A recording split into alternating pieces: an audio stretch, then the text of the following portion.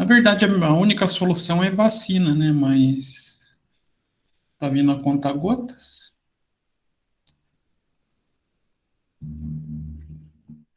Então vamos para o que interessa, né? Eu coloquei para gravar aqui, porque senão eu esqueço. É só uma beleza para esquecer. Então tá. Ó,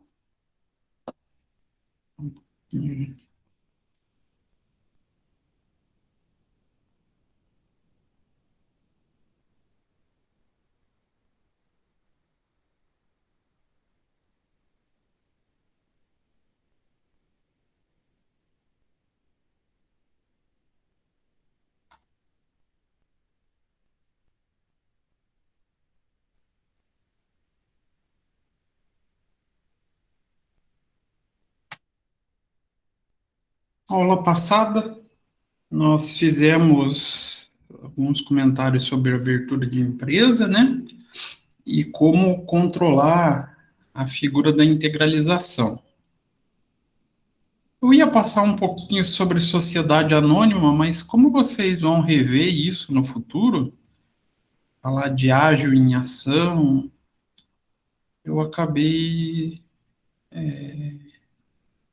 deixando para esse futuro.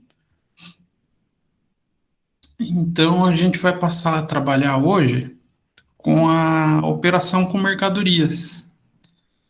Então, vocês lembram no ano passado que eu comentei, a partir do semestre que vem a gente começa a ver mais operações em isolado e como contabilizar elas.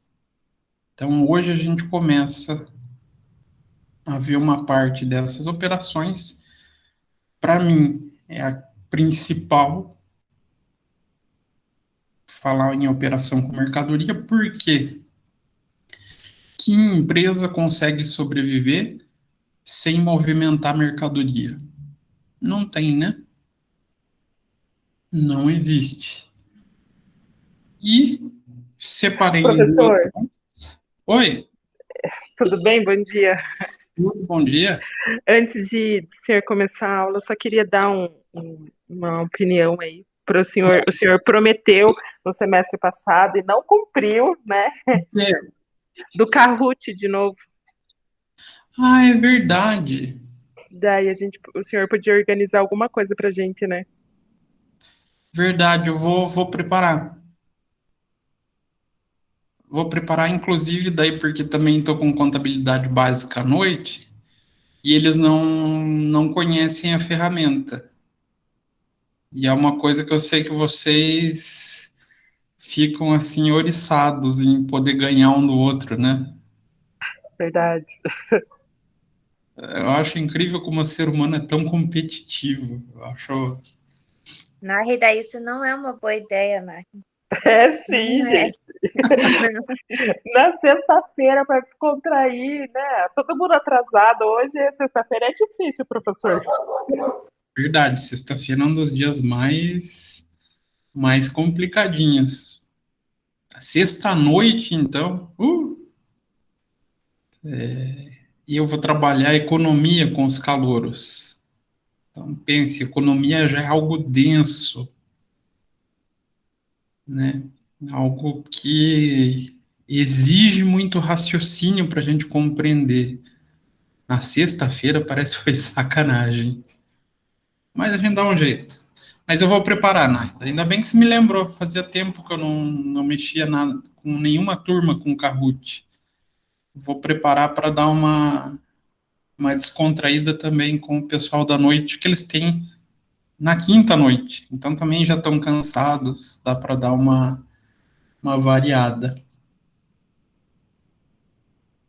E eu me perdi. Tá. Me achei. Tava falando que a gente tem a operação com mercadoria sendo uma das principais, né? Vocês conhecem alguma empresa que não mexa com mercadoria? Não dá para imaginar, né? Mesmo que seja uma prestadora de serviço, vai comprar alguma coisa. E nessa operação com mercadoria eu separei 2 aulas para a gente trabalhar. É basicamente uma aula com a parte de compra e uma segunda aula com as vendas. Puxa, professor, mas por que tanto? 2 aulas? A gente tem uma figurinha dentro da operações com mercadoria que torna a vida um pouquinho complexa aqui no Brasil.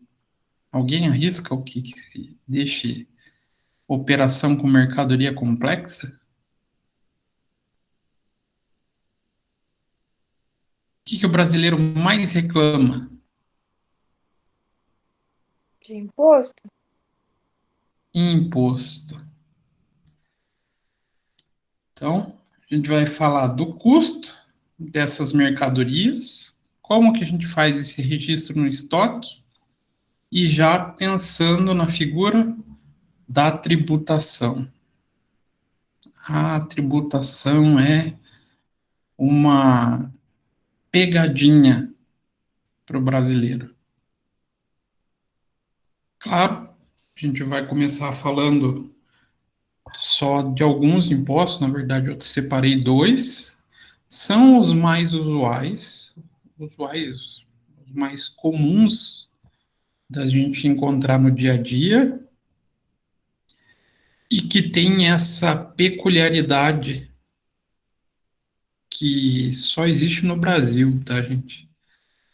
É muito engraçado isso. A gente já vai chegar nessa peculiaridade. Então, primeiro eu vou falar desses 2 impostos, depois a gente vai falar de como o CPC trabalha, ou como ele determina que a gente contabilize esse processo. Primeiro imposto, IPI. Imposto sobre Produtos Industrializados. Então, ele abrange tanto produtos nacionais quanto importados. Então, toda vez que um produto ele passa por um processo de industrialização, são 5 formas de industrialização que a gente tem no Brasil. Ele passou por esse processo de industrialização, ele é vendido, existe incidência de IPI. E também quando a gente faz a importação. Então, vamos trazer o produto da China. Assim que ele chega no Brasil, ele passa pelo desembaraço aduaneiro. Então, quando a Receita Federal vai trabalhar a liberação do produto, ele faz a cobrança de todos os impostos devidos. E um deles é o IPI. Então, nesse caso do importado, ele é chamado de equiparado à indústria. Então, cada vez que um produto sai da fábrica, o IPI é cobrado sobre o valor dessa saída. No caso do produto importado, daí é o que eu falei, ele é diferente um pouco, ele já é cobrado quando ele chega no porto. Ele só pode sair do pátio da Receita Federal quando é recolhido o imposto. E o IPI é um imposto federal, e o dinheiro arrecadado ele vai para a União. Então, esse imposto é de responsabilidade do governo federal. E todos os produtos industrializados são passíveis de taxação. Existe uma tabela dentro do regulamento de IPI que determina qual a alíquota incide sobre qual tipo de tributo. Então, a gente precisa conhecer o produto que a gente trabalha para poder fazer esse enquadramento. Mas, basicamente, as atividades que são possíveis de taxação são essas. Beneficiamento. O que é um produto beneficiado? Que passe por beneficiamento.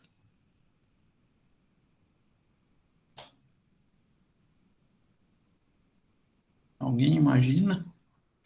Eu não sei, mas eu imagino que, igual o nome, traz algum benefício. Isso. Ele traz o benefício a algo que está em estado natural. Como assim? Vamos supor que nós temos uma madeireira.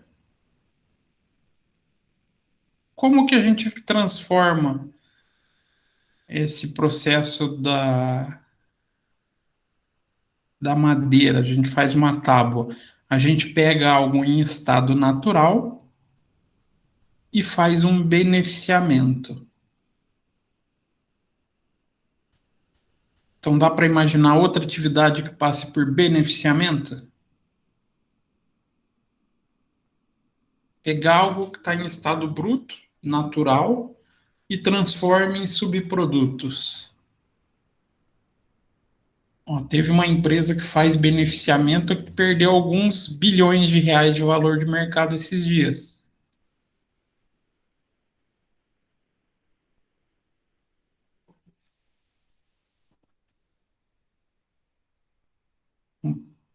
O exemplo que eu quero que vocês pensem, Petrobras. Petrobras é uma indústria de beneficiamento. Por quê? O que ela faz? Pega o petróleo, algo bruto, e faz o beneficiamento atingindo outros produtos, materiais secundários, gasolina, diesel, óleo lubrificante, os derivados do petróleo. A outra, a Companhia Siderúrgica Nacional, pega o minério de ferro e transforma. Faz ferro, aço. Aqui em Araucária também tem a Cocelpa, O que a Cocelpa faz? celulose. E vem da onde? Da madeira. Isso Da é um madeira. beneficiamento. Então, empresas que fazem esse tipo de beneficiamento têm taxação de IPI. Transformação. O que seria transformação?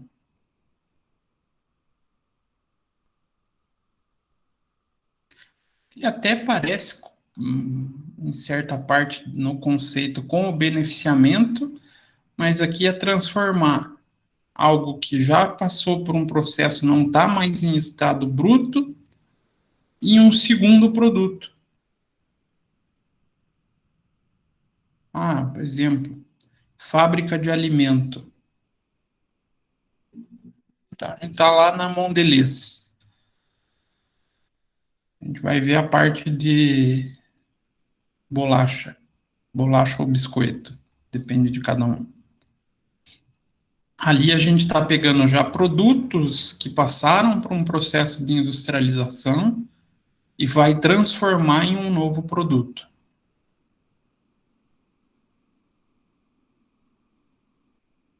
Então, processos de transformação também são taxados pelo IPI.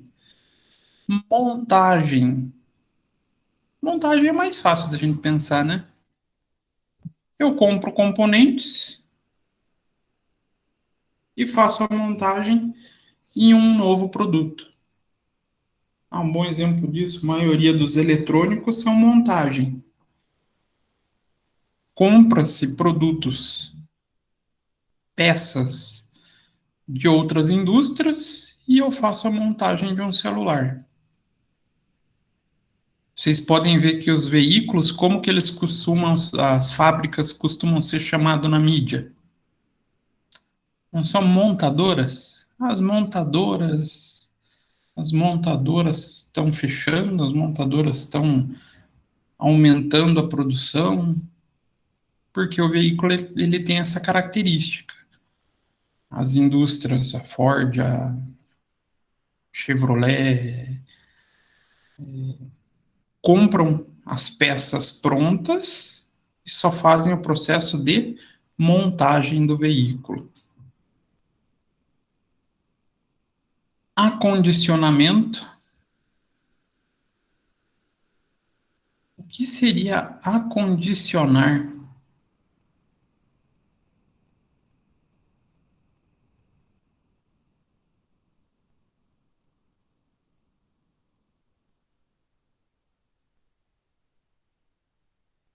Ninguém arrisca?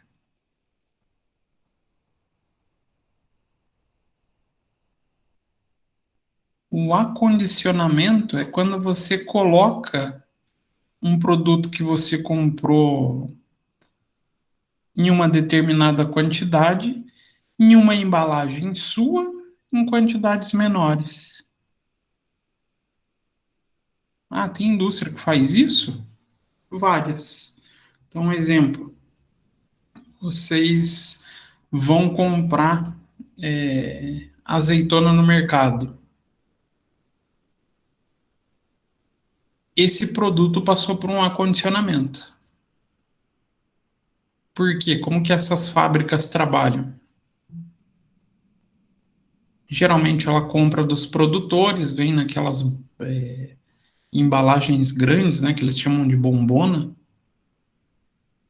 e lá eles vão fracionar em pequenas embalagens com a sua logomarca, com os seus dados, eles estão acondicionando o produto.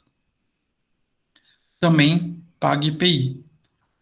E a restauração, quando eu pego um produto que já tem um nível de desgaste e volto ele a condições de uso. Então, eu restauro peças de tratores. Então, compro peças que já existem danos, que não estão em condições de uso, faço o trabalho de restaurar, recondicionar essa peça, deixar ela em condições de uso novamente e vendo ela. Então, são esses os processos previstos pelo IPI. Então, você fez um processo como esse, ou como esses, você vai ser considerado contribuinte do IPI. Então, mesmo que se trate de uma industrialização parcial, esse produto vai estar sujeito a imposto. Passou por um pedacinho desses 5 processos, ele vai ser incluído como contribuinte do IPI. E ele tem uma característica, e aqui que é onde pega onde existe a jabuticaba, a ideia que só tem no Brasil. Ele é não cumulativo. Então, o IPI é um imposto não cumulativo. O que será que é essa não cumulatividade? Existem impostos no Brasil que são cumulativos e impostos não cumulativos. O que será que esse termo cumulatividade traz pro contador? O que vem na cabeça de vocês se eu falar que algo foi cumulativo? Que acumulou, que é juntou mais impostos. Isso mesmo. Então, a ideia do acumular. A ideia do cumulativo é que esse imposto ele vai se acumulando durante a cadeia produtiva. Durante a cadeia produtiva, durante a cadeia de consumo. E o não cumulativo, ele tem a ideia, ou ele tenta, através da sua ferramenta de débito e crédito, fazer com que o imposto não acumule durante esse processo de de compra e venda durante a cadeia produtiva, durante a cadeia de consumo. Então, mesmo que esse produto passe por diversos processos de industrialização, o imposto, teoricamente, é o mesmo. O IPI, ele vem previsto lá na Constituição Federal, então lá no artigo 153 a gente tem a disposição do IPI, e ele é regulamentado, então o tal do regulamento do IPI, ele é feito pelo decreto 7212 de 2010. Então, o que é essa não cumulatividade? O imposto não cumulativo é aquele que incide sobre o valor agregado entre uma operação e outra. Então, na prática, o contribuinte tem o direito de compensar em operações futuras, ou seja, quando ele for vender, dos tributos que ele pagou durante as compras. Então, é o sistema de débitos e créditos tributários. Então, quando vocês estiverem mexendo com a área tributária, com a área de área fiscal, vocês vão escutar muito falar, tal nota dá crédito de imposto, tal nota não dá crédito de imposto. A gente está falando justamente dessa sistemática da não cumulatividade. Quando eu comprar, eu tenho um crédito de imposto, então eu tenho um direito de recuperar esse imposto, e quando eu vender, eu vou ter o valor a pagar do imposto. E no momento que eu vou fazer a apuração do imposto, então em uma cadeia de operações, o contribuinte deve recolher o imposto cumulativo apenas sobre o valor que foi agregado durante o processo, não sobre o total. Então, do valor que eu gerei de débito na minha venda, eu desconto o que existe de crédito. Eu coloquei essa figurinha que não está no material de vocês. Por quê? Ontem eu fui tentar escrever com a canetinha aqui do PowerPoint, ficou horrível, horroroso. Então eu achei melhor preparar uma figurinha para vocês. Preparar não, né? Já estava pronta. Então vamos pensar nas operações. Aqui tem todo o processo produtivo. Sai de uma indústria, vai para uma distribuidora, vai para o mercado e vai para o consumidor final. Uma cadeia de consumo basicamente é assim, né?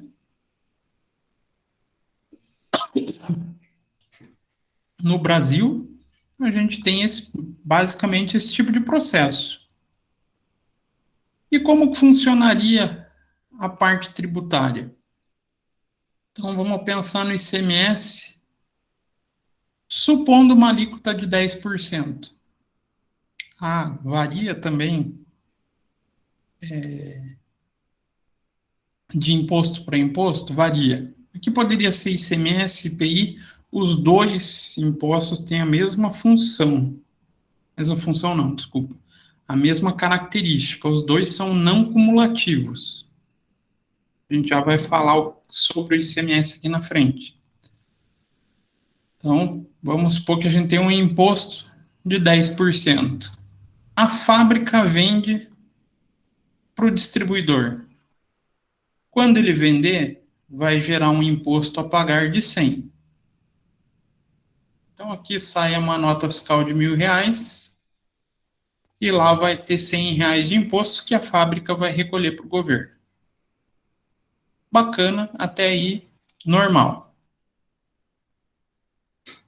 A distribuidora vai vender para o mercado por 1.300.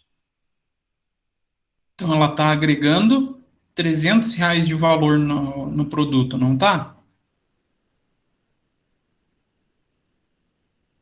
Como que a não cumulatividade vai tentar inibir o acúmulo de imposto? Ele vai me permitir o crédito desses R$ 100 da operação que eu fiz de compra. Então, eu comprei, eu vou pegar esses R$ 100 que a pessoa, o fabricante colocou na nota e vou me creditar. E quando eu fizer minha venda, eu vou destacar na nota 130. Mas quando eu fizer o recolhimento do imposto, eu vou fazer o desconto. Vou pegar o débito, vou diminuir o crédito e recolho somente a diferença. Então, teoricamente, eu estou pagando, ou só estou acumulando mais R$ 30, que é 10% sobre esse valor agregado. Aí, o distribuidor vai vender para o mercado. Então, ele vende por 1.300, mas o mercado vende a 1.700. Teoricamente, a gente tem um acúmulo de R$ 400 nesse valor, né? Ele subiu R$ 400. O mercado vai destacar na sua nota 170, mas vai acumular o crédito de 130, que foi referente à nota do distribuidor. Quando chegar a data de recolhimento do imposto, ele vai pegar os seus débitos, deduzir os créditos e vai pagar somente a diferença. Então, ele vai recolher 10% do valor acumulado, que foi R$ 400, né? R$ 40. E quando vai para o consumidor final, por isso que ele está aqui com a carinha triste, ele arca com todo os R$ 170 de imposto. Deu para compreender mais ou menos essa não cumulatividade?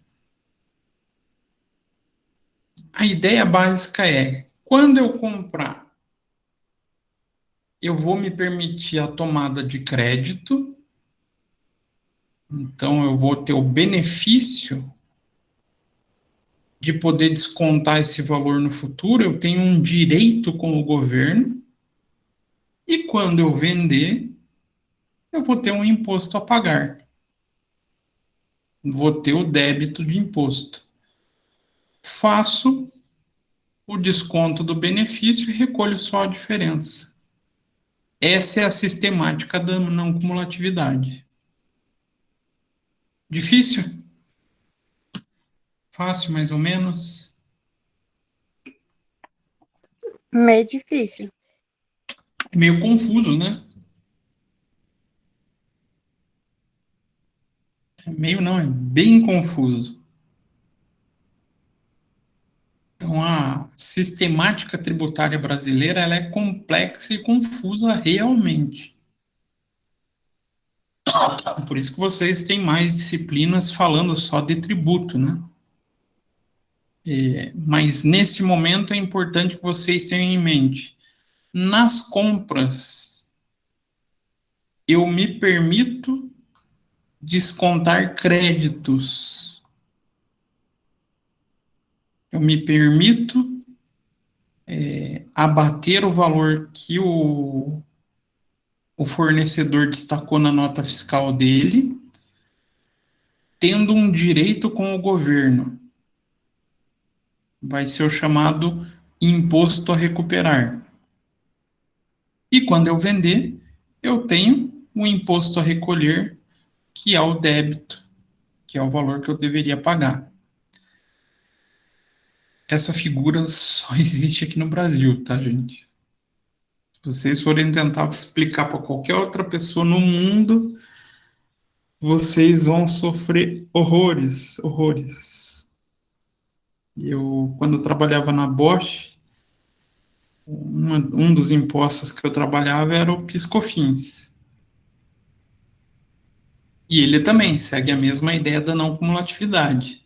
Na verdade, ele tem as duas possibilidades, né? Ele é mais complexo ainda. E o meu gerente, ele não era brasileiro. Ele era alemão. Eu levava uma média de 1h30 a 2 horas explicando como que foi que eu cheguei no valor do imposto a pagar.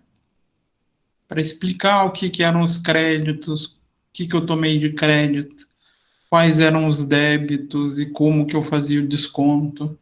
Porque para o estrangeiro isso não entra na cabeça deles. Para eles é só o tal do IVA, Imposto sobre Valor Adicionado, e nada mais.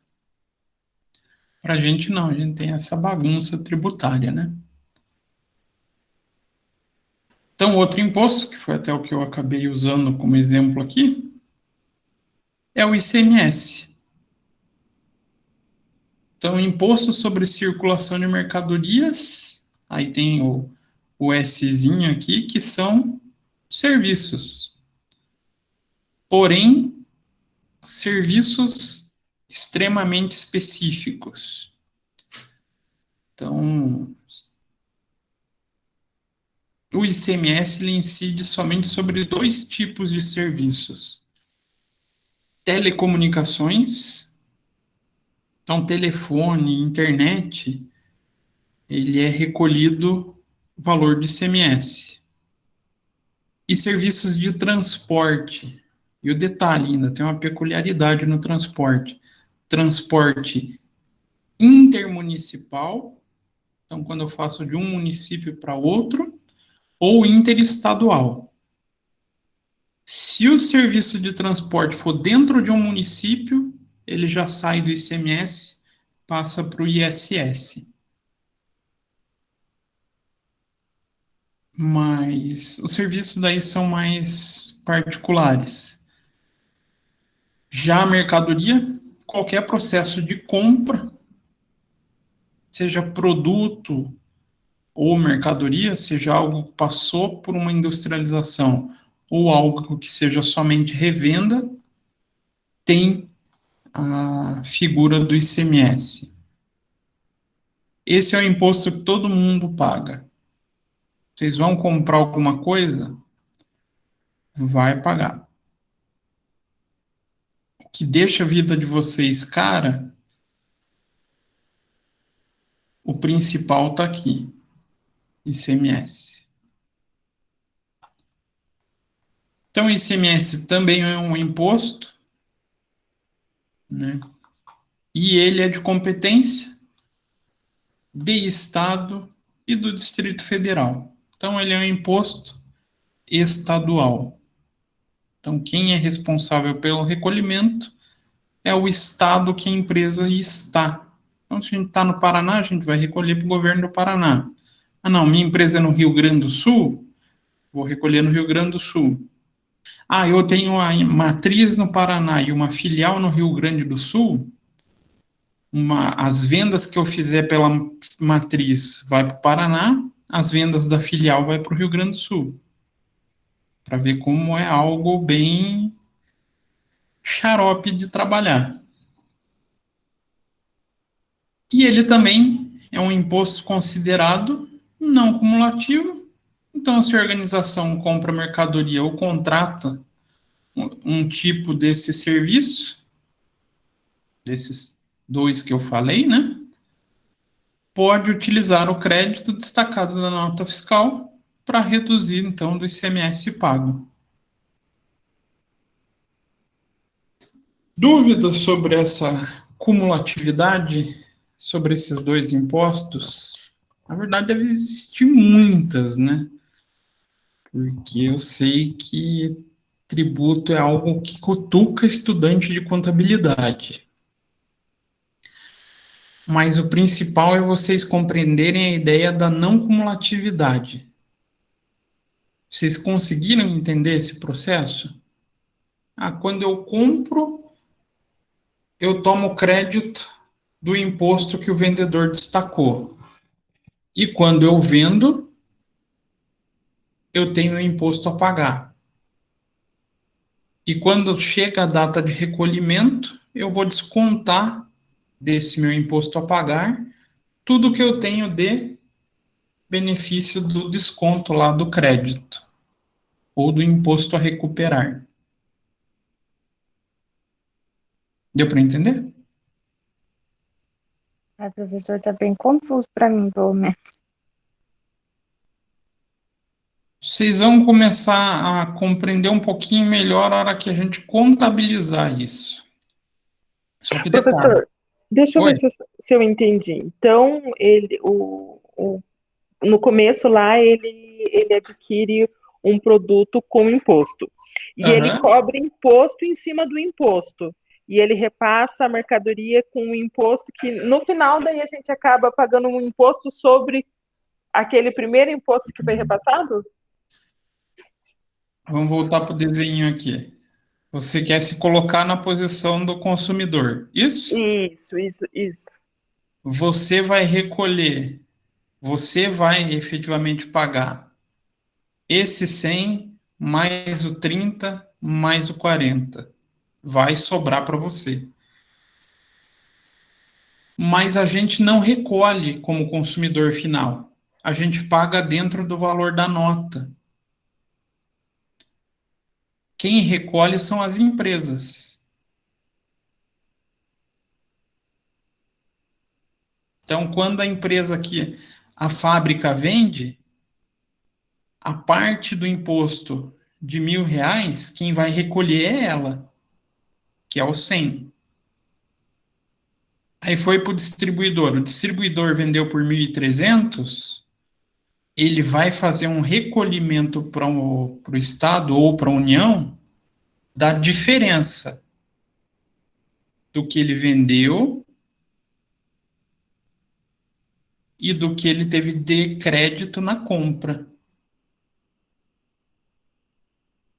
Só que tudo isso vai acumulando dentro desse valor. Essa que é a pegadinha para o consumidor. Porque é o que se chama de imposto por dentro. O imposto está dentro do preço de venda.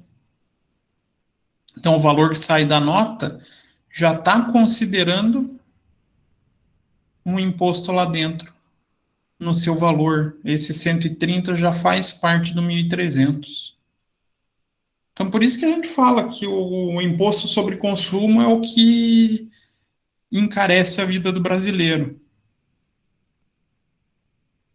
Quando vocês escutam aquelas reportagens falando, o consumidor brasileiro passa 5 meses trabalhando para pagar imposto. Não dá a impressão que a gente paga tanto imposto, não é?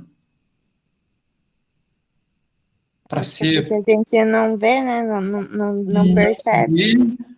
exatamente isso. Vocês vão no mercado, fazem a compra lá, tem uma pancada de imposto que está lá dentro, só que está dentro do valor de venda do produto.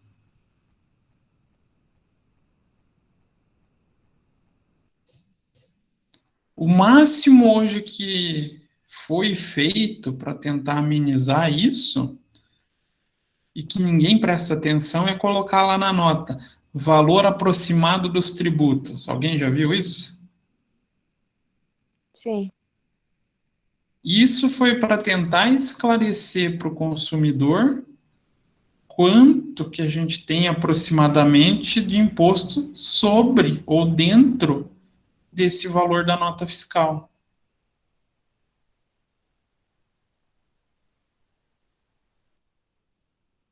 Então é algo mais delicadinho. Deu para entender, Naida? Sim, um pouco. Complicado.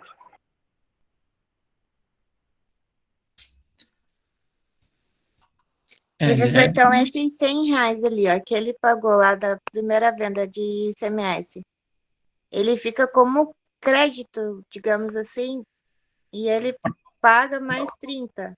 Isso, ele fica como crédito para a pessoa que comprou. Entendi. No caso, ele só vai pagar, digamos assim, esses R$ 30, que foi a mais, que foi a Isso, diferença. isso. Mas o consumidor final, ele acaba pagando todos eles junto, né? Aham. Os 170, no caso. É, porque vai acumulando. Durante, em tese, não acumula. O, o não acumular seria não cair somente os débitos para o consumidor. Ele vai acumular o 100 mais o 30 mais o 40. Porque se fosse uma sistemática cumulativa, sobraria para o consumidor pagar o 100 mais o 130 mais o 170, que daí é muito mais pesado, né? Então a ideia do não Entendi. acumular é poder descontar o valor da operação passada. E esse conceito é bem importante para a gente pensar no estoque. Como é que vai ficar o estoque quando essa revenda comprar a mercadoria de 1.000? Por isso que a gente tem que entender essa sistemática. Mas acho que vai ajudar um pouquinho.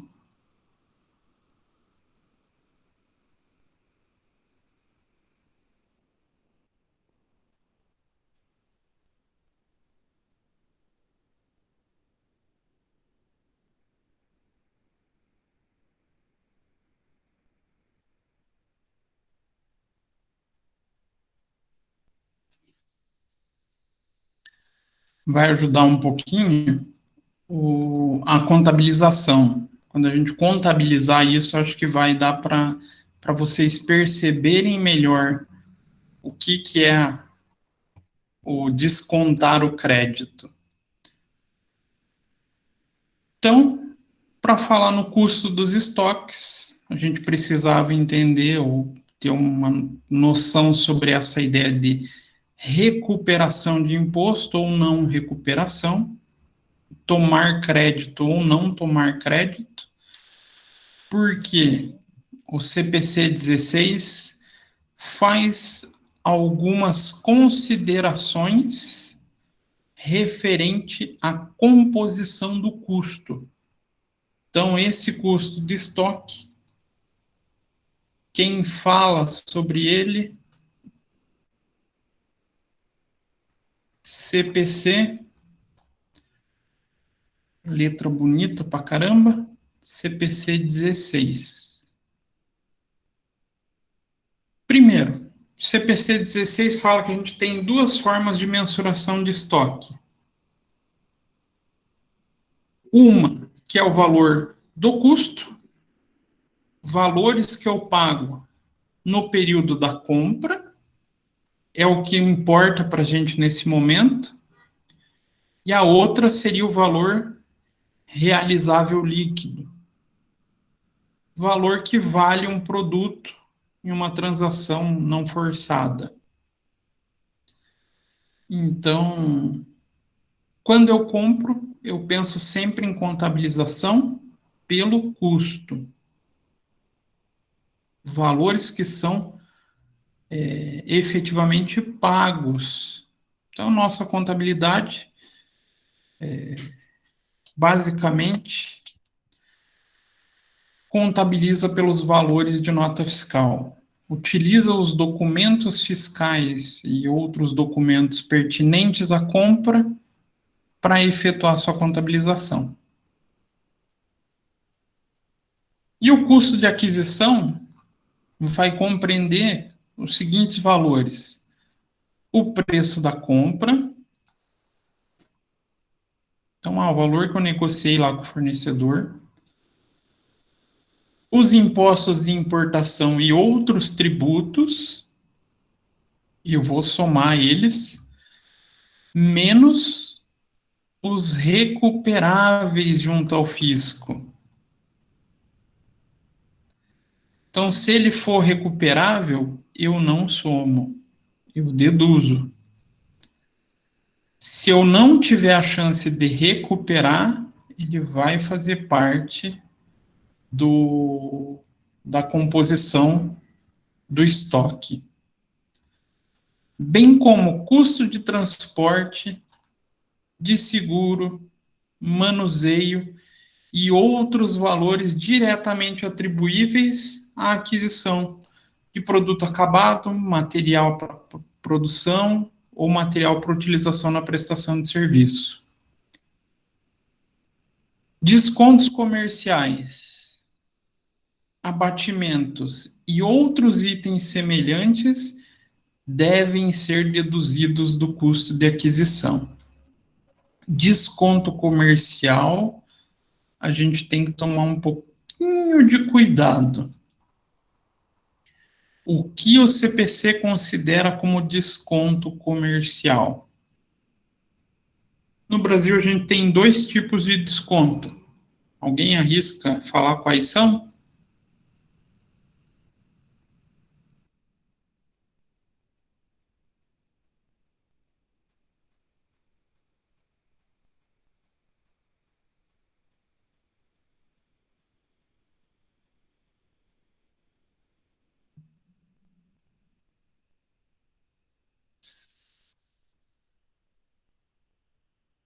Ninguém arrisca?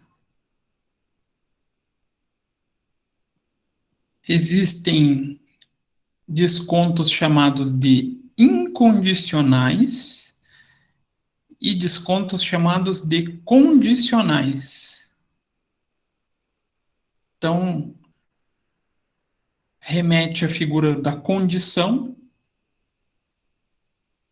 Quando a gente fala em desconto comercial pelo CPC 16, a gente está falando de desconto incondicional. O desconto incondicional é aquele valor que, no ato da compra, no ato da negociação que eu tenho com o fornecedor, eu já recebo desconto. Indiferente de pagamento, de forma de pagamento, indiferente de qualquer situação futura. Saiu geralmente é o que a gente chama de desconto no corpo da nota. Saiu na nota com desconto, eu vou tirar do valor do produto no estoque. E o que é o desconto condicional?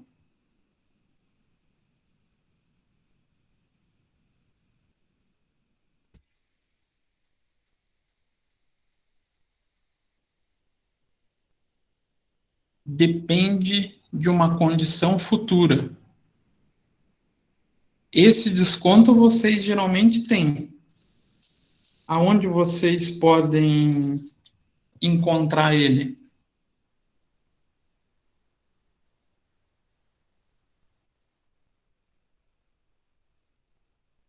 Boleto da faculdade de vocês, acho que tem. Também é comum em aluguel.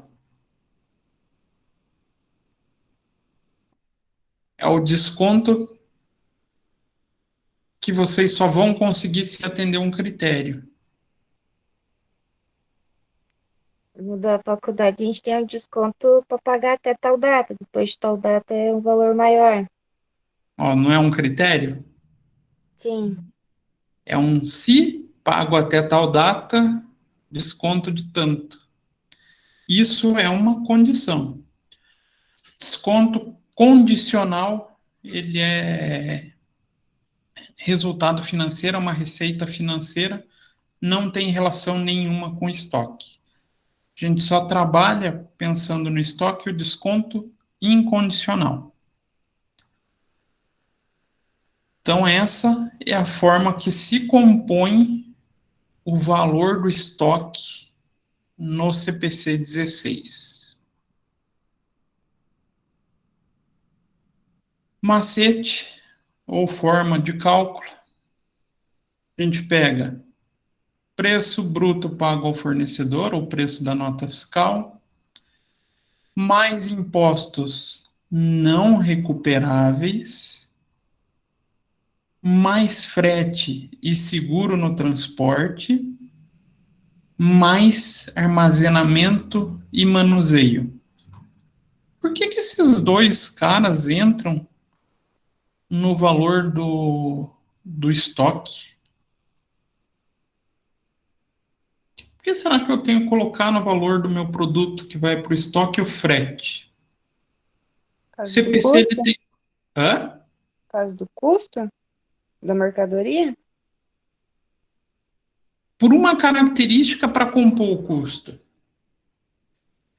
O CPC ele considera o custo da mercadoria todos os valores que o produto vai acumular para que a empresa tenha condições de ter a mercadoria na condição que a administração espera. Então, vamos supor, eu compro um produto lá no Rio de Janeiro, vou revender ele. Qual a condição que eu preciso desse produto? Que ele esteja aqui em Curitiba pronto para vender, não é? Nada me adianta eu comprar no Rio de Janeiro e não trazer aqui para Curitiba. Não vou conseguir fazer nada com ele. Então, se eu preciso pagar um frete para ter esse produto na condição que eu espero, né, na minha expectativa, eu vou somar esse valor de frete ao valor do custo do estoque. Então, faço a soma desses itens e vou deduzir tudo que eu tiver de imposto recuperável, então, exemplo, ICMS, IPI, tudo que eu tiver de desconto comercial, aquele que eu já tenho desconto na negociação, e tudo que eu tenho de abatimentos. Feito esse cálculo, eu tenho o custo do meu estoque. Quanto que eu vou registrar lá na conta estoque de mercadoria. Tranquilo? Mais ou menos?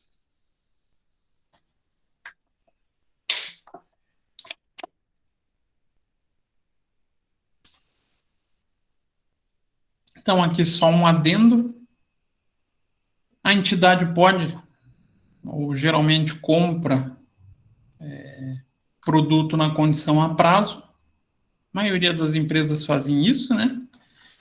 E quando essa negociação tiver uma diferença de preço, preço à vista X, preço a prazo 2x, e a gente conhecer essa diferença,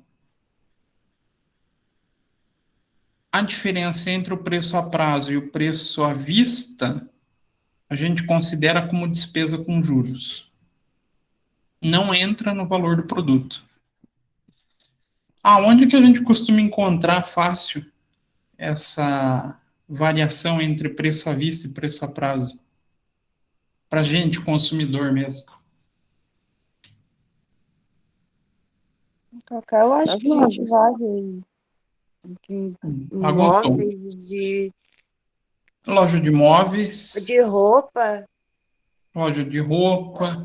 A gente tem, principalmente Casas Bahia, Magazine Luiza, essas lojas têm lá um cartaz.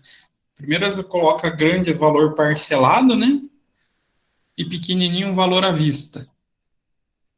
O que que isso está indicando? Que eu tenho um financiamento ali. Então, se eu pagar à vista, eu vou pagar mais barato. Quando eu comprar, para efeito de valor pago ao fornecedor, eu vou pagar, vou considerar o preço à vista, preço na condição normal de pagamento. E a diferença, então, o que exceder esse valor à vista, eu contabilizo como despesa com juros. Isso acontece mais nas pessoas físicas, para as empresas já não é tão comum isso, tá? Isso é, mas o CPC prevê essa possível condição. E como que a gente contabiliza esses impostos recuperáveis?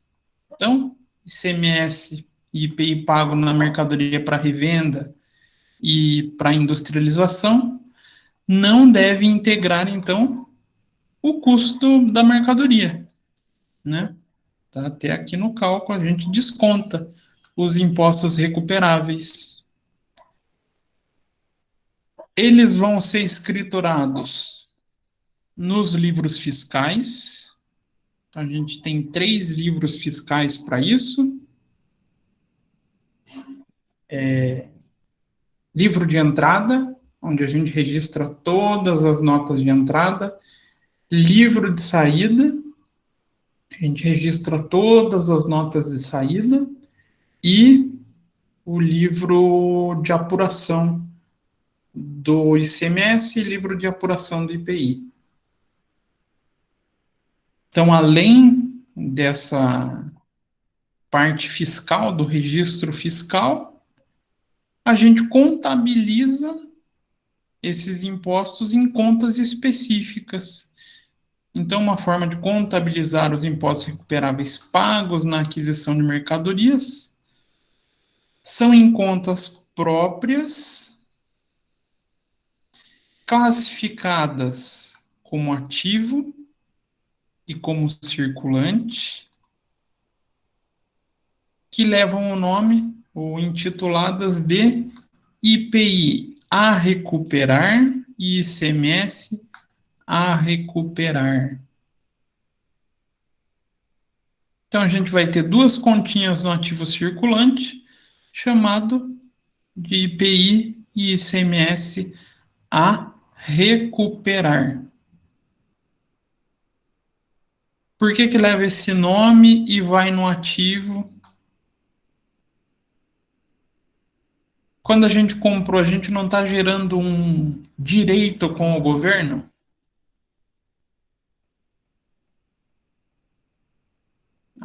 Apesar de levar o nome tributário de crédito, né? Cadê? Crédito de imposto. Eu tive um crédito de imposto. Ele vai lá no ativo representando um direito. A legislação me dá o direito de recuperar esse imposto. Então, é o direito. E no circulante, por quê? Imposto no Brasil tem que ser pago todo santo mês. Então, vai ser realizado dentro de curto prazo. Dúvidas, perguntas, questões?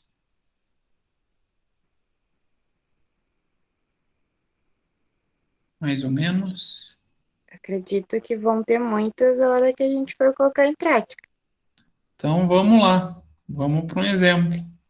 Eu coloquei aqui a débito e crédito, mas a gente vai fazer no razonete que é mais legal. Então, a gente vai adquirir uma mercadoria por 100 mil para nossa produção, e lá foi destacado 10 mil de IPI e 12 mil de ICMS. E a gente é contribuinte do imposto e pode recuperar esse valor. Como que eu vou calcular o meu estoque? Agora deixa eu achar a minha planilha de Excel. Ai, professor, o senhor está falando aí, acabei de receber uma notícia aqui, o pessoal um negócio lá da Vivo, que devido à crise de 2020, a Vivo acabou de abrir um plano de demissão para os colaboradores. Plano de demissão voluntária? De voluntário, isso. É comum isso. Não é só a Vivo que está passando por isso. Na verdade, é uma forma amigável que eles tentam antes de fazer corte. Então, só para diminuir sua aflição, né? Poderia ser pior. Eu já vivi situação pior.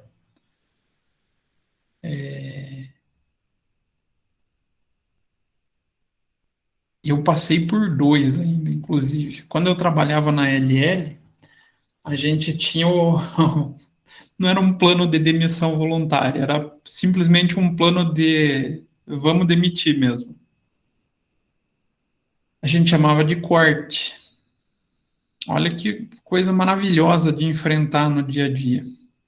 A gente chegava, todo mundo feliz, vou trabalhar, ia ligar o computador, chegava na tela do login, não fazia o login. Aí você já pensava, puxa, ou meu usuário está com problema, Podia ou saber que tem. alguma coisa tinha. Aí você já ficava meio cabreiro. Aí você olhava o colega do lado, não fazia login. Olhava o do outro, não fazia o login. Aí a gente já começava a conversar, desculpa o palavrão. A gente já falava, ih, fudeu. Hoje é dia de corte. Ficava todo mundo parado, esperando ver o que ia acontecer. Aí, de repente, você via uma correria de gerente para lá e para cá. E os gerentes falando, fulano, tem um minutinho? Levava para uma sala. Aí a gente já sabia, putz, é corte. Aí a gente só ficava prestando atenção, né? Quem que estava sendo chamado. Ficava aí, ó lá, fulano foi mandado embora. E torcendo para você não tá na lista. Se Na você, Vivo, na Cesiro, Vivo também é assim. tem um minutinho? Se chamar Cesiro, tem um minutinho, você já Pronto. errou. Sou eu. Lá na Vivo também, todo começo de mês, né? A gente fica olhando quem vai conversar na salinha. Esse ano, ano passado não teve, né? Porque a gente estava em casa. Eu sei que eles mandaram alguns colaboradores devolver o computador, disse que era para fazer uma manutenção e trocar a máquina, e a gente soube que acabaram sendo demitidos, né? Essa foi a desculpa. Mas a gente sempre vê também, ó, até dia 10 é dia de corte. Então, toda vez que o supervisor vai e chama alguém para ir para essa linha, tchau. Nossa, gente, isso é uma situação que deixa a gente até meio traumatizado. Isso é o tipo de coisa que eu vou contar para os meus netos. Porque imagina, toda empresa, todo mundo no administrativo parado, sem conseguir fazer o login no computador. E começa a chamar, gente, bate um desespero, um desespero. Imagina a pressão psicológica que fica ali. Uhum. A gente já vivia. A LL ela sempre foi considerada uma empresa de alta pressão, né? Quem trabalhava lá sofria muito para cumprir meta. Eles tinham uma excelente remuneração variável. Quem cumpria a meta ganhava uns bônus bem bacana, né? Na minha época que eu estava lá, hoje mudou porque mudou o dono, né? A remuneração variável era assim: analista era de 1 a 4 salários nominais, tá? Não mínimos. Então, se a pessoa ganhava 3 mil, podia ganhar até 4 vezes esse salário. Coordenadores era de 4 a 8. Imagina, você ganhava 8 salários numa pancada só. E gerente era de 8, gerente para cima, né? Gerente, superintendente, diretor, era de 8 a 16 salários. Então, todo mundo se matava para cumprir meta, né? Imagine você, gerente, ganhar 16 salários. Imagine um salário de 10 mil. Era em fevereiro, geralmente, eu pagava. Fevereiro ou comecinho de março. Você receber 16 vezes 10 mil, então eles remuneravam muito bem isso, mas a pressão para você cumprir tudo isso era muito grande. E tinha também o corte, que era uma figura assim bem chocante, deixava a gente bem nervoso. Mas isso está acontecendo em várias empresas, né? até o que eu estava comentando com a Sabrina antes da aula, a crise está muito, muito feia, gente. O negócio está assustador. E o pior, aí é uma opinião minha, tá, gente? Não é de ninguém. A solução para o Brasil ainda está longe, porque a gente não tem quase vacina. O Brasil só vai voltar a funcionar normal para ter chance de se recuperar quando tiver vacina. Para que o povo consiga sair na rua e consumir. Para que as empresas voltem a vender. Para que voltem a contratar. E assim volte a ter um ciclo econômico. Então, professor, eu meio que me precavi já no começo do ano, porque todo final de ano refaz os planos de benefício, né, dos auxílios que a gente quer. E os meus filhos tinham um reembolso de escola particular, né? Uhum. E todos eles estudavam em escola particular. E esse ano eu coloquei eles todos em escola pública já para imaginando que aconteceria alguma coisa, Possa né? acontecer alguma coisa. Então, esse ano, graças a Deus, eles não vão para escola particular, porque eu já imaginei, eu não teria dinheiro nem para pagar a multa da rescisão do contrato da escola, sabe? Uhum. Então eu falei, não, esse ano de 2021 já tá todo mundo fazendo remoto, né? Aula remota. Então não vai para a escola física mesmo. Então vai todo mundo para a pública. E esse ano eu já imagino assim que coisas boas não irão acontecer esse ano. E para falar a verdade, a escola pública ela não é tão ruim como se pensa em relação às particulares. É que muita gente quer comparar particular, Bom Jesus, Medianeira, Positivo. Essas realmente são um padrão elevado. Mas fora essas, a similaridade com a pública não é muito diferente, não. Tem muita escola pública boa, gente. Boa mesmo. Mas o que Mas faz. são difíceis as escolas públicas boas, assim, professor. Eu vou falar assim mais pela questão do meu filho, né? Uhum. Eu tive que tirar ele da pública e mandar para particular, pela questão do ensino, sabe? Uhum. É que tem outro Aí, falando junto aqui. tá aí do lado aí. E justamente por causa do ensino, porque ele não estava conseguindo acompanhar na pública, porque ele déficit de atenção, tem uns probleminhas. E daí a professora chegou e falou para mim, Sabrina, eu tenho 36 alunos, eu não vou conseguir focar nele. Eu não vou conseguir ficar dando atenção para ele, então ele está atrasado, ele não vai acompanhar a turma. Uhum. Aí eu tive que trocar ele. E quando eu troquei ele chegou na escola, na primeira semana dele foi terrível, assim, porque eles já estavam fazendo letra cursiva, já estavam lendo, e ele não sabia ler e não sabia escrever no cursivo ainda. Ele chegou e falou assim, mãe, mas a professora está escrevendo de um jeito que eu não entendo. Daí eu fui na escola, conversei, daí a professora fez outra didática com ele sozinho, para poder acompanhar, porque com os outros alunos que já estavam do ano passado na escola, ele estava muito mais atrasado. Na escola particular, eles já estavam no cursiva, já sabiam ler, e ele não sabia ler nem escrever ainda. O grande problema é que as públicas boas, a concorrência por vaga é muito alta, né? Quando tem Isso é verdade. as públicas que têm já a fama de ser um bom colégio, você entra em fila de espera. Eu mesmo estudei sempre em escola pública, mas eu, graças a Deus, consegui uma vaga numa escola pública realmente boa, mas que é um bom tempo em fila de espera. Isso que não vou falar muito tempo atrás também, senão eu vou sentir muito velho, tá? já faz algum tempo atrás.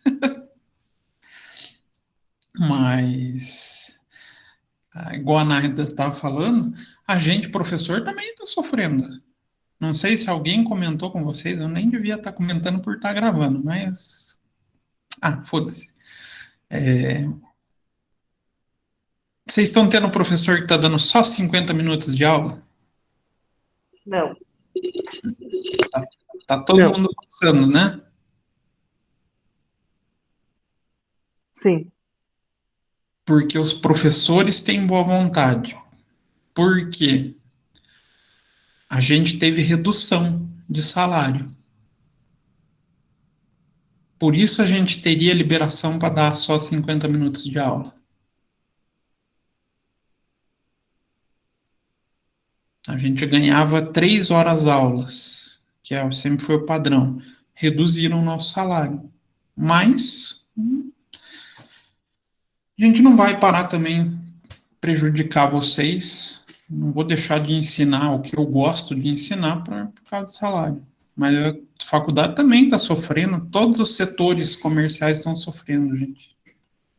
Mas, Reduziram porque será que o número de alunos baixou, alguma coisa assim? Porque em questões de pagamento, a gente mesmo todo esse tempo continua continua igual. pagando a mesma coisa, até mais, na verdade, porque teve ajuste anual, né? Então, A faculdade ela perdeu 1.000 alunos. não, então foi isso, então. 1.000 alunos. Meu Deus. Muita gente simplesmente vou trancar, não quero, vou esperar voltar ao normal, ou vou trancar porque perdi o emprego. Então, isso vai virando uma bola de neve na economia que preocupa. Realmente está bem preocupante. Até esses dias eu não lembro quem estava comentando sobre economia, que falou que para o Brasil, nos seus próximos 10 anos, vai ser bem complicado em relação à economia. Vão Vai. passar por situações bem difíceis. A gente voltou ao que a gente vivia na década de 80. Está numa situação bem traumática. E o detalhe, com grande risco de voltar à inflação. A conjuntura econômica tá se formando para a volta da inflação. Aí a gente vai sofrer mais ainda. Mas, vamos voltar para o nosso exercício, senão a gente surta, fica doido, né?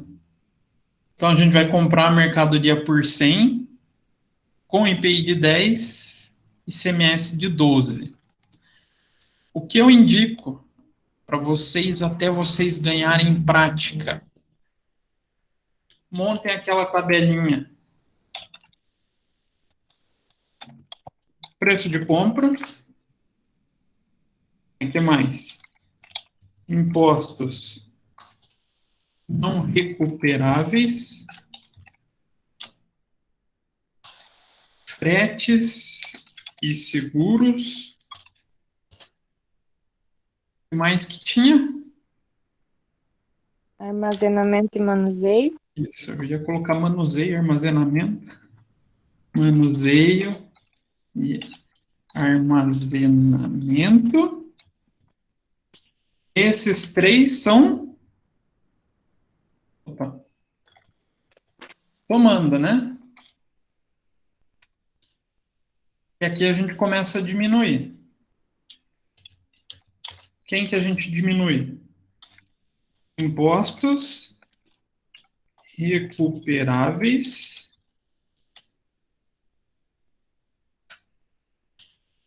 O que mais? Esqueci o restante. Descontos comerciais.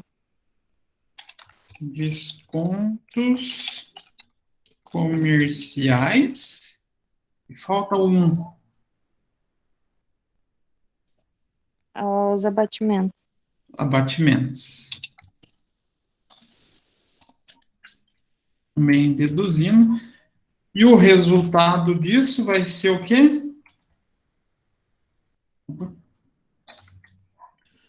O custo do estoque.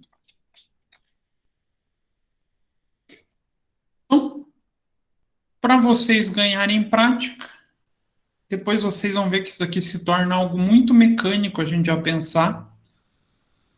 Mas enquanto vocês começam esse processo, eu sugiro essa tabelinha de cálculo.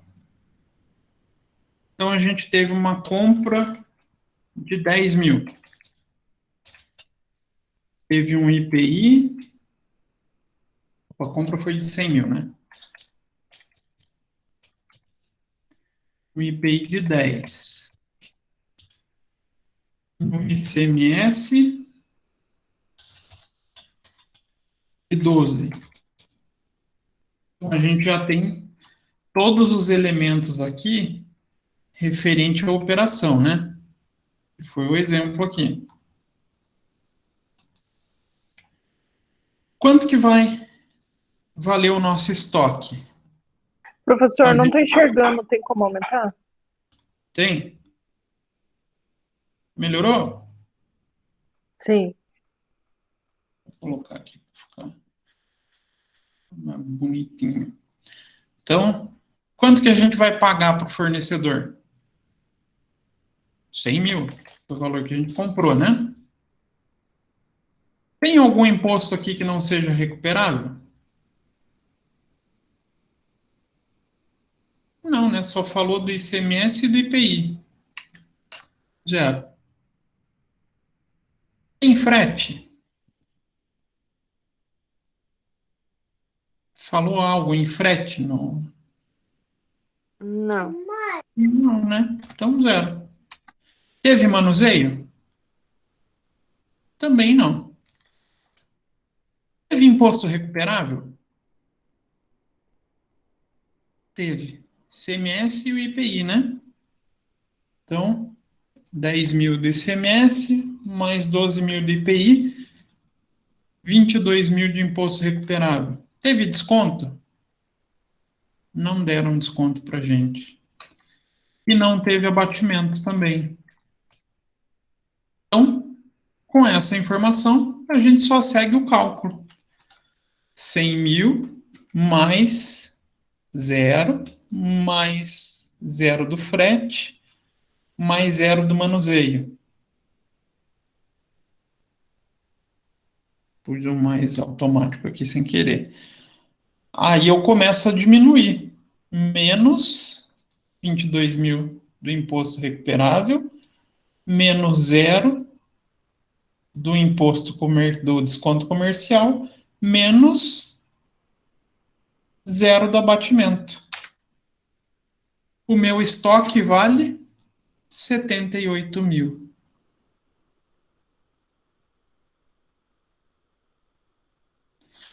Bacana. Então, lá na ficha de estoque, como é que entraria? Data, vamos supor, X1. Quantidade. Ali não falou, mas vamos supor que seja 100 unidades. 100 unidades a 78 mil. Então, cada unidade vai valer quanto? 780. Não tem a saída, né? Então, 100 unidades, 78 mil. Essa ficha, acho que vocês já estão mais tranquilos para fazer, né? A única coisa que a gente tem que tomar cuidado é em qual valor eu vou registrar. O valor vai vir desse processo de cálculo. Tá, já registramos na ficha. Mas e a contabilização? Vamos precisar de algumas contas. Qual a primeira?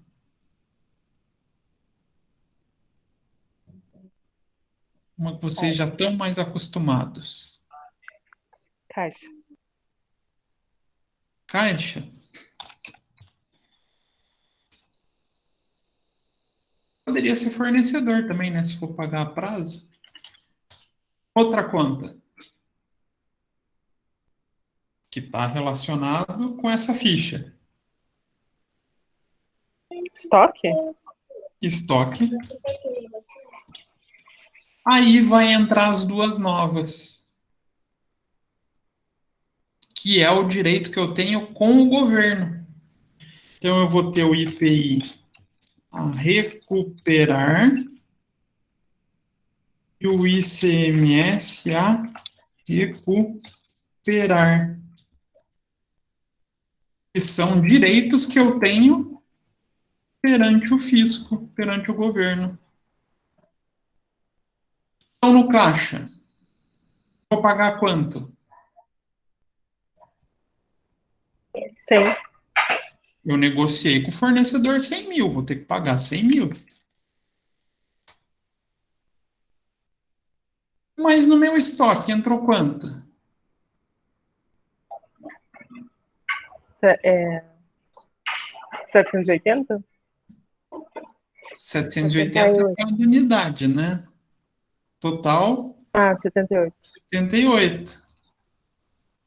Então, entrou 78 mil em mercadoria. E a diferença?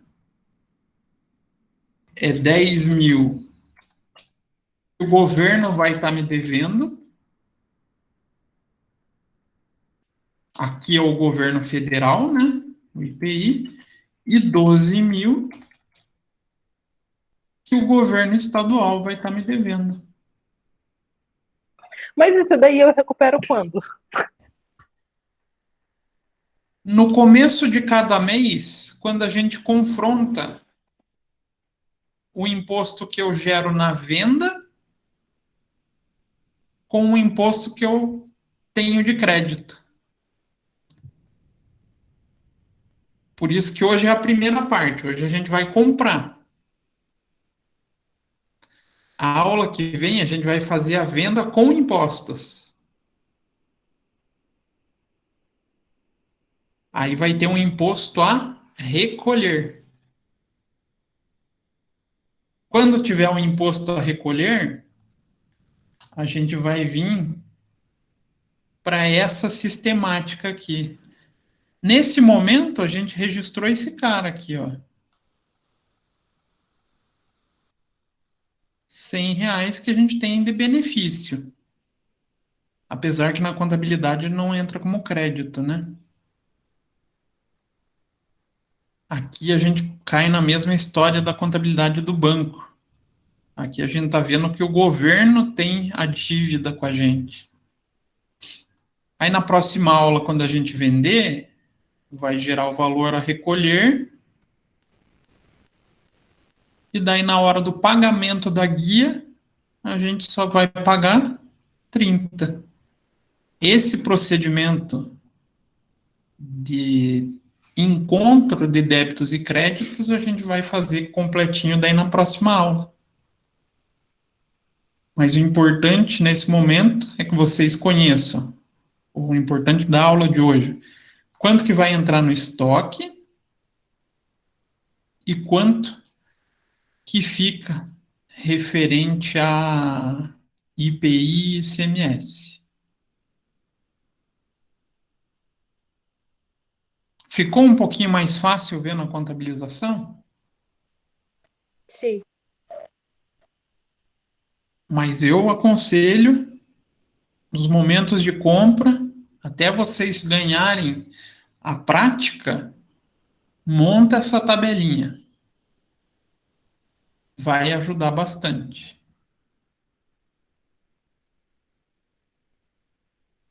Beleza?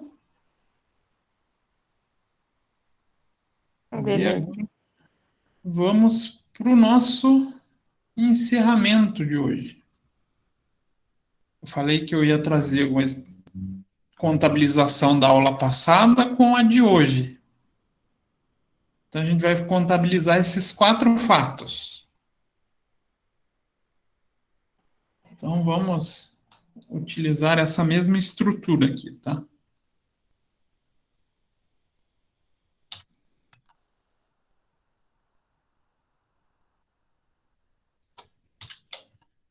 Depois de contabilizar esses fatos, eu vou deixar a planilha lá para vocês como exemplo, igual eu costumo fazer. Então, A gente está abrindo a empresa em X1 com um capital de R$ 125 mil. Lembrando, capital social é aquela promessa dos sócios de quanto que a empresa vai receber.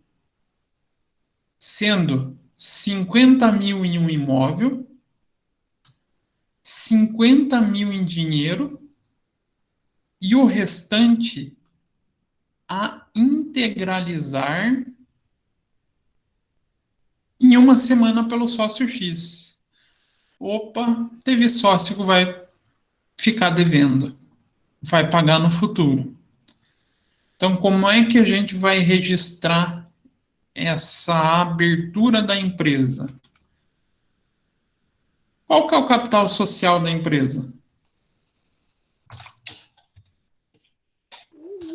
125 mil.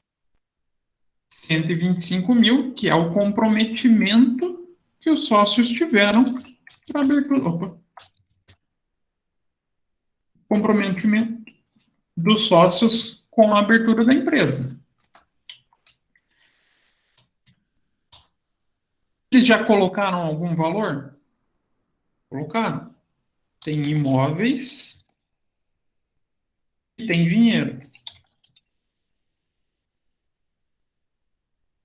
Imóvel, 50 mil e 50 mil em dinheiro. Então entra 50 mil, vamos numerar o lançamento, né? E 50 mil em dinheiro. Ficou faltando, não ficou? Que é o que o sócio X prometeu. Que conta que eu vou usar?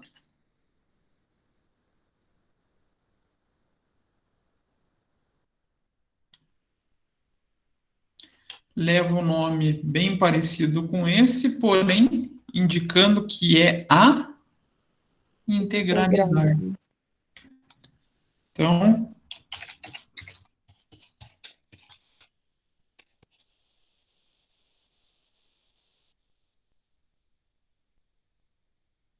e ele vai entrar diminuindo, vai entrar como uma redutora desse capital social, indicando que desses 125 mil, falta 25. Será que está batendo? Fechou nosso lançamento? Como a gente está aqui com o balancete com a fórmula, a gente já consegue conferir, né? Opa, o lançamento está batendo, está certinho. Então, a empresa já recebeu 100 mil e ficou faltando o sócio X colocar 25 mil que ele prometeu daqui uma semana. Lembrando, essa promessa tem que estar no contrato social, indicando o prazo que ele vai colocar, em quanto tempo ele se compromete a integralizar. Então, o lançamento 1, a abertura, está feita. Aí, no segundo período, nós fazemos compra de mercadoria para estoque no valor de R$ 1.100, com destaque de R$ 100 de IPI e 120 de ICMS. E o valor de 1.100 será pago ao fornecedor em 30 dias. Quais as contas que a gente vai precisar? Vamos só para as contas por enquanto aqui.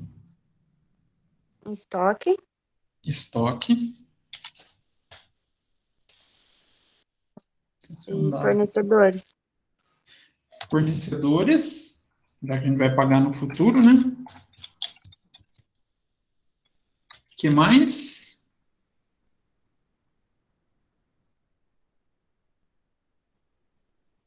Mais duas, né? ICMS.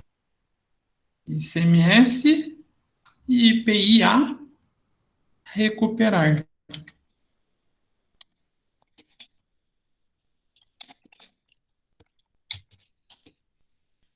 Opa.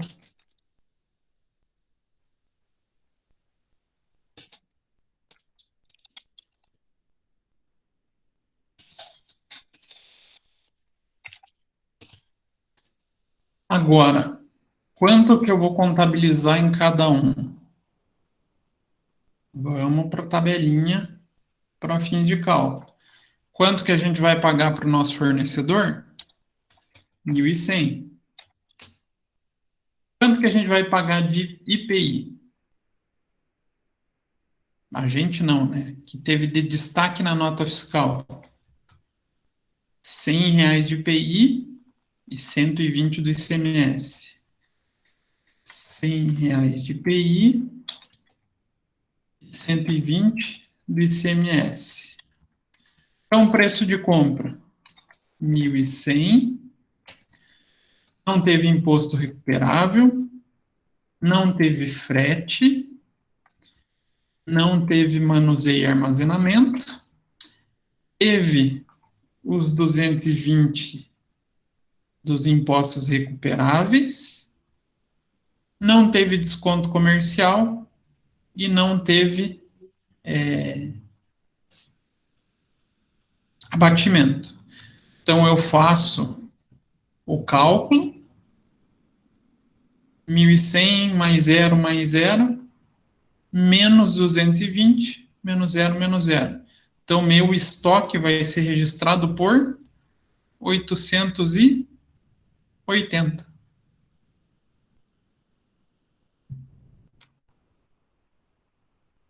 Então, eu já sei, meu estoque vale 880.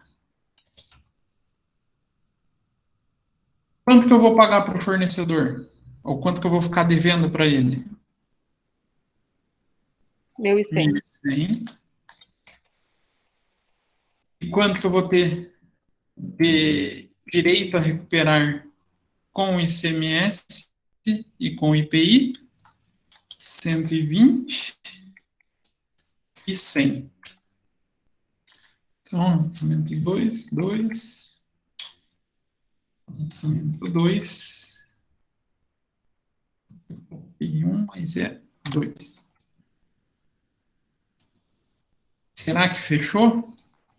A gente olha lá no balancete. Opa, 126. Tá batendo. Saldo final 0. Tá certinho o nosso lançamento. Difícil?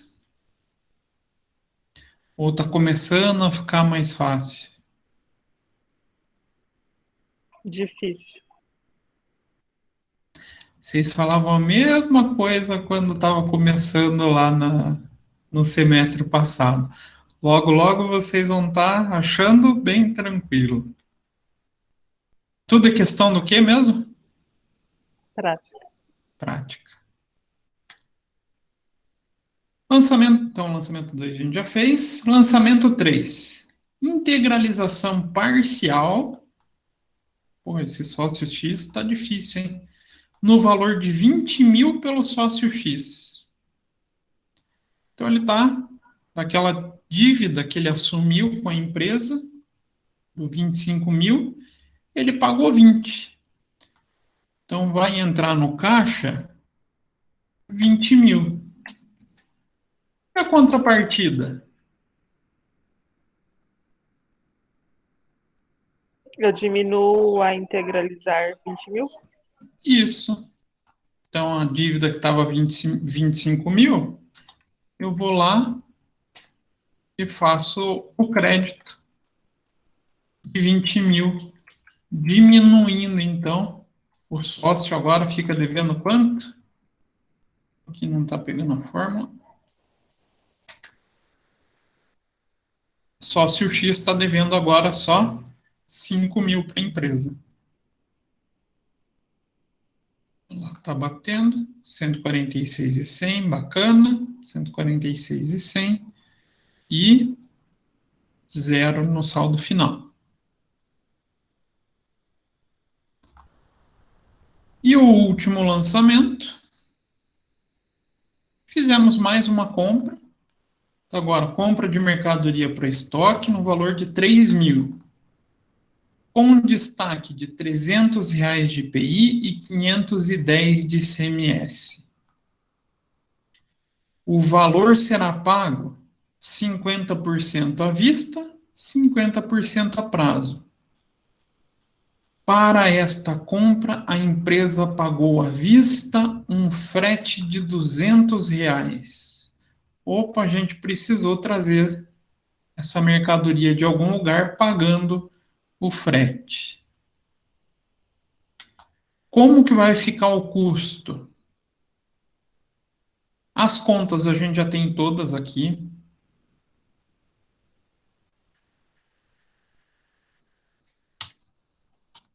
Como que vai ficar esse custo? O valor que eu paguei para o fornecedor, ou que eu vou pagar ao total.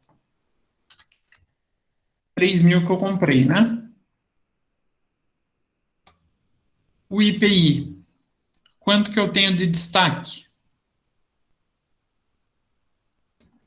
300. O ICMS, quanto que eu tenho de destaque? 510. 510. E agora surgiu uma figura nova. Eu tenho um frete. Quanto que eu tive que pagar de frete? 200. 200. Então a gente coloca. Eu costumo elencar todas as informações aqui. Ah, se tivesse seguro, se tivesse desconto, eu coloco tudo no lado e depois eu transfiro, eu organizo na tabelinha de cálculo. Ah, essa tabelinha pode ajudar? Por incrível que pareça, tem questão do CRC que só pede isso, tá, gente? Só isso. A forma do cálculo e contabilização da mercadoria para o estoque, obedecendo o CPC 16. Então, nota fiscal. Pagamos 3.000. Não tivemos impostos não recuperáveis, né? Frete.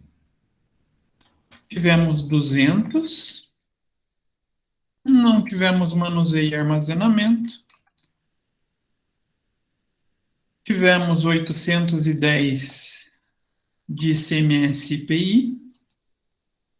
Não tivemos o desconto comercial e não tivemos abatimento. Então, o nosso custo de estoque, 2.390.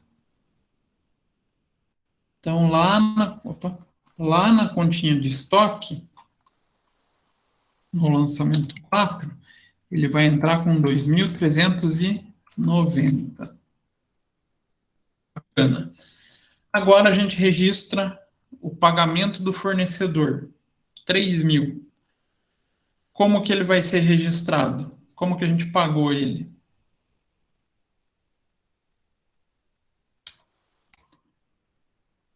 ,50% à vista e 50% a prazo. Então foi 1.500. Opa, não. Conta errada. No caixa, sai 1.500.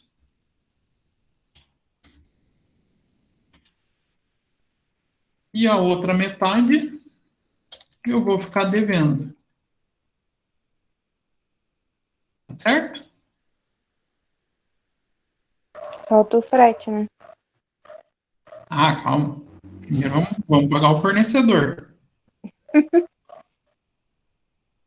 O frete vai ser pago como? A empresa pagou lá, vista. Então, vou lá e tiro 200 do caixa. Bacana. Tá faltando só o quê? O imposto. Então, o ICMS foi de quanto? 510. E o IPI? De 300.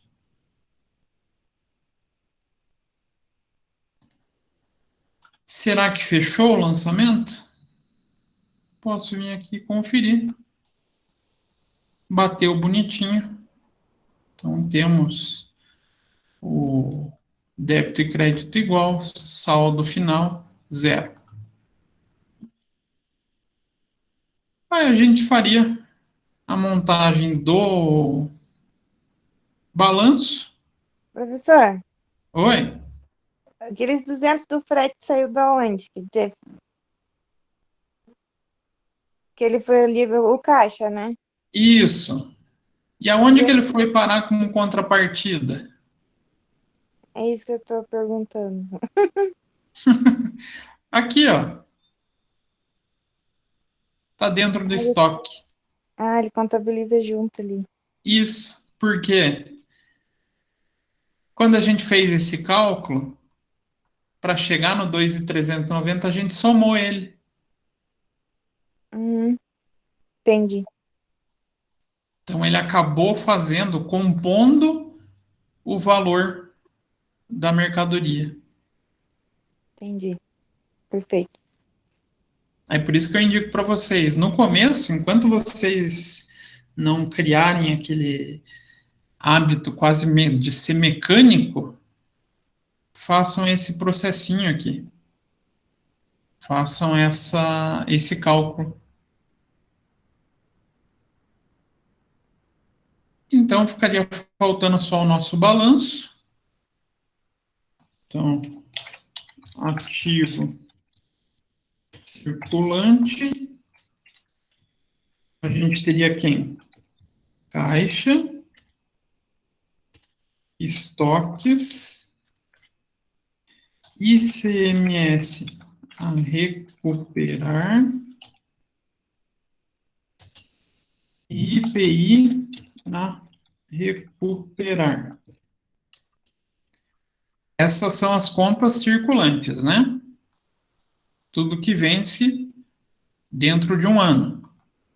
Tem alguma que não vence dentro de um ano? Que é do ativo?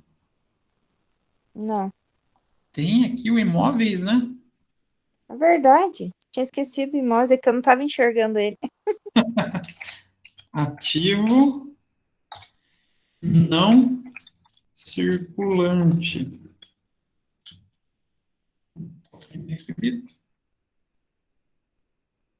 Imóveis. Então, o saldo inicial de todo mundo é zero, a empresa começou agora, né? O caixa terminou com quanto? 68.300. O estoque, 3.270. O ICMS a recuperar, 630. O IPI a recuperar, 400. E de imóveis, 50 mil. E no passivo?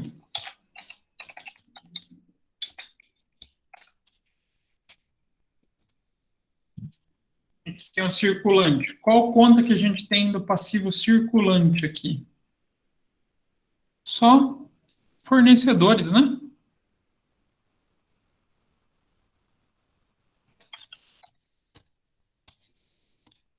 Fornecedores, saldo inicial zero, então, menos tem uma dívida de 2.600. Passivo não circulante a gente não tem, né? Tem uma dívida de longo prazo. E a gente tem o patrimônio.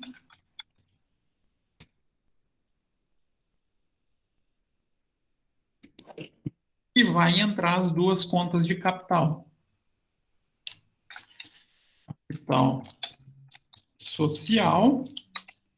E a segunda, capital social a integralizar. É o que está faltando. Capital social. Temos uma promessa de 125 mil. E quanto que está faltando? 5. 5. A gente põe assim? Eu acho Não. que sim. Ele entra negativo. É como se fosse um prejuízo. Por quê? Quando o usuário da informação pegar esse balanço, ele vai conseguir ver que dos 125 mil prometidos, 5 mil está faltando. Então, integralizado, a gente só tem 120 mil. Então, por isso ela é chamada de conta redutora. Ela reduz o valor do capital social. E será que bateu o balanço?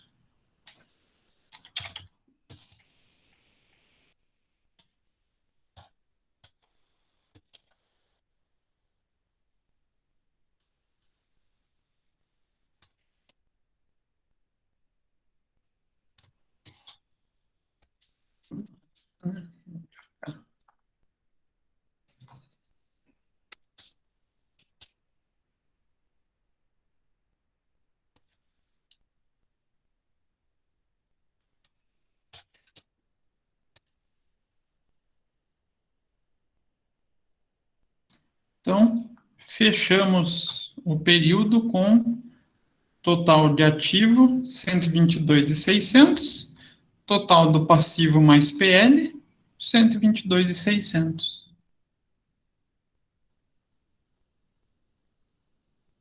Então, esse capital a integralizar no balanço, ele sempre vai aparecer aqui, deduzindo ou reduzindo o valor do capital social. Nesse, então, porque a gente não tem vendas, a gente não vai colocar nenhum lucro e nem o ARI, fazer o ARI? Não, não. Aqui a gente não contabilizou nem receita e nem despesa, né? Entendi. Nesse exemplo. Ah, mas se tiver despesa, se tiver receita, faz o ARI e encontra o lucro, igual a gente vinha fazendo normal. Então, esse é o exemplo dessas contabilizações. Dúvidas, perguntas, questões? E a demonstração de resultados a gente também faz, professor? Nesse exemplo, a gente não vai fazer porque a gente não contabilizou resultado. Não tem receita, né? Não tem essas Isso, coisas. não tem nem receita e nem despesa. Entendi. Tem nada, pra falar a verdade. Mas, claro, agora a gente volta àquele período que vocês vão ter exercício, né? No exercício vai ter despesa só, não coloquei receita. Então vocês vão fechar o ARI e vão fechar um prejuízo. Então tá lá no AVA um processinho de contabilização que vai envolver lançamento semelhante a esses quatro aqui, né? Molde de abertura de capital com a integralização futura e compra com crédito de imposto. E mais algumas despesinhas, que é para vocês voltarem a se acostumar, né? Relembrar tudo aquilo que a gente vinha fazendo. Tranquilo? Vamos ver na hora de fazer os exercícios, né? Sim, vamos. Só praticando que vocês vão conseguir, não tem outra maneira.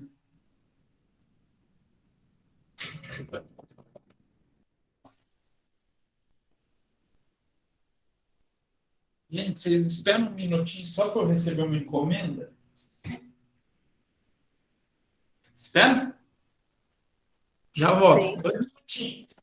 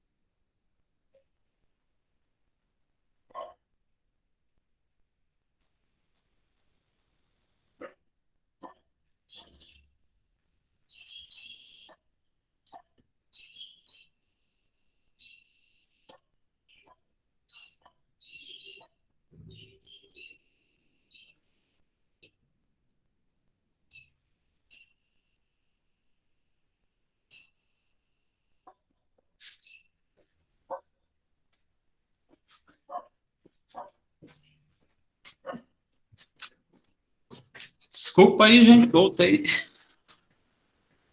Hoje minha sobrinha me deixou na mão aqui, eu tive que sair correndo receber. Então,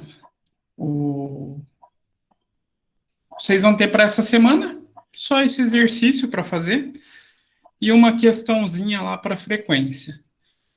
Aí, para a semana que vem, a gente volta, fazendo aquele mesmo processo que a gente estava acostumado.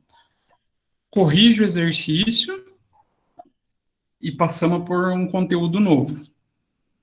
Que daí vai ser o processo de venda com imposto. Tranquilo? Tranquilo, professor. Então tá. Vou colocar lá no AVA, lá no material de estudo, essa planilha com esses exemplos, para que vocês possam se basear, e daí a gente se encontra na sexta-feira que vem, se tudo der certo, né? Se Deus permitir. E acho que por hoje ficamos por aqui. Encerramos um pouquinho mais tarde. Beleza? Beleza, Beleza. professor. Então, Tranquilo. bom fim de semana para vocês. Bom descanso. E a gente então se encontra semana que vem. Obrigada, professor, igualmente. Então tá. Tchau, tchau, gente. Tchau, professor. Professor. Ô, professor, o senhor podia concluir a gravação só para me falar rapidinho com o senhor?